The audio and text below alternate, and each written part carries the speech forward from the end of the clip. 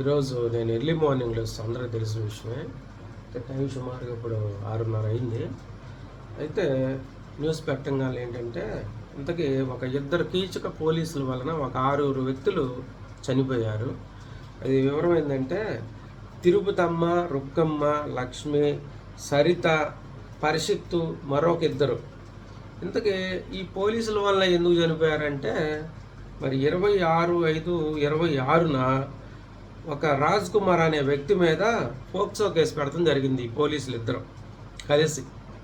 ఎందుకు అది POCSO case కాకపోయినా కూడా ఆ అమ్మాయి వాళ్ళ తరపు వాళ్ళ దగ్గర లంచం తీసుకొని వీడిని లంచం అడిగితే ఇవ్వలేదని వీడి మీద పోక్సో కట్టి బొక్కలు వేశారు. వీడు అది కక్ష పెట్టుకొని నిన్న సాయంత్రం రిలీజ్ అయ్యి నిన్న సాయంత్రమే ఒక 6 చంపేయడం జరిగింది. ఇప్పుడు ఇందా నేను చెప్పిన పేర్లోనే. మరి ఇప్పుడు చెప్పండి, దీనికి కారణం మరి పోలీసులా కాదా నాకు అర్థమవుతుంది. ఇప్పుడు ఇదేదో నేను ఊహించి చెప్పేది కాదు.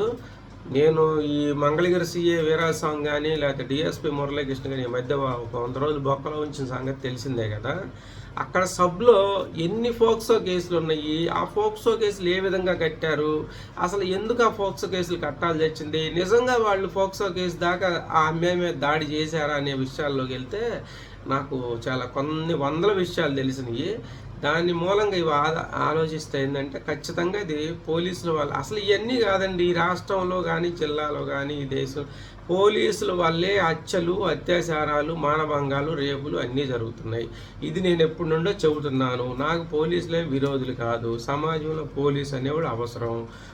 బలవంతుడు రాజ్యం ఏలకూడదు, బలహీనుడికి న్యాయం జరగాలంటే ఈ పోలీసు ఉండాలని కోరే మొట్టమొదటి వ్యక్తిని ఈ దేశంలో. పోలీసులు అంటే నాకు ఎంతో అభిమానం. కానీ వీళ్ళు చేసే విధులు నిర్లక్ష్యం చేయటం, లంచాలకి కక్కుర్తిపడి తప్పుడు కేసులు కడటం వలనే ఈరోజు వాడు కక్ష పెట్టుకున్న రాజ్కుమార్ అనేవాడు ఒక 6 చంపాల్సిన అవసరం ఏంది. దాంట్లో తను భార్య, పిల్లలు కూడా ఉన్నారు. ఆ పోక్సో కేసు పెట్టిన అమ్మాయిని హత్య చేసి రేపు చేశాడు.